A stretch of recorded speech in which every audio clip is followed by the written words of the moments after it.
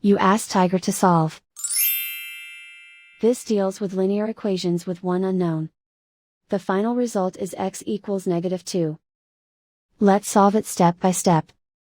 Group all x terms on the left side of the equation. Subtract 4x from both sides.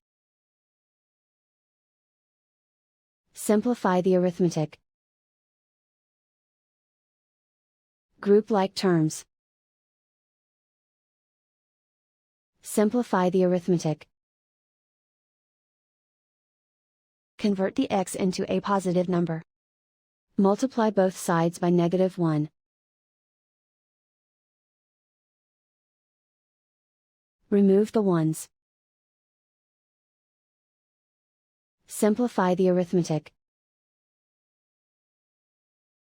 And so the final result is x equals -2.